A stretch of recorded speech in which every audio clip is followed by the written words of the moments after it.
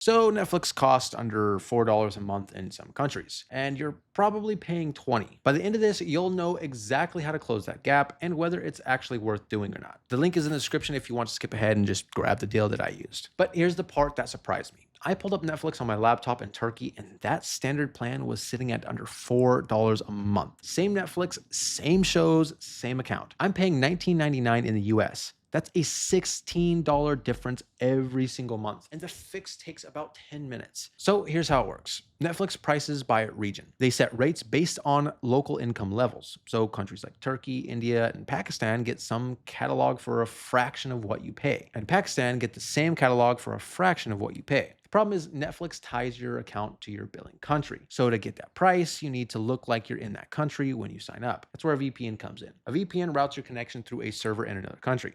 Netflix sees a Turkish IP address, you sign up at the Turkish price, and I'm going to show you exactly what that looks like on screen. You can see the pricing page right here. The step-by-step is straightforward. Connect your VPN to Turkey, open a private browser window, go to Netflix, and start a new account. For payment, you'll need a virtual card that doesn't flag a foreign billing address. I used privacy.com, which is free. Set the billing country to Turkey when prompted. That's it. You're in at the local rate. Now, here's where it gets complicated. Netflix has been cracking down. They've blocked a lot of VPN servers, and not every VPN actually works for this anymore. I tested a few, most of them got flagged immediately. The one that consistently got through was NordVPN. It has obfuscated servers specifically designed to avoid detection, and it held up across multiple tests. Speed-wise, I ran a test on a server about 200 miles out, and it held 91% of my base download speed.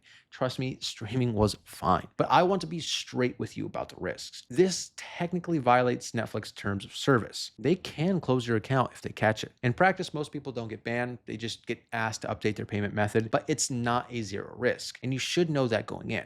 If you're using a shared family account especially, I'd set up a separate one for this. The one thing worth knowing is that if Netflix raises prices in Turkey, your rate goes up too. It's happened before. Turkey's still one of the cheapest options right now, but it's not locked in forever. So who is this actually for? Well, if you're paying full US or UK price and you're comfortable setting up a new account with a virtual card, the math is obvious. You're saving $15 or more a month. That's $180 a year. The VPN pays for itself in the first month. If you're on a shared plan and don't want to mess with it, probably not worth the hassle. Now, NordVPN is what I use for this. You can get 74% off plus 3 free months with the link in the description or by scanning the QR code on screen. And you came in paying $20 a month for Netflix, the same service costs under $4 somewhere else. Now you know exactly how to get there and what it actually costs you to do it.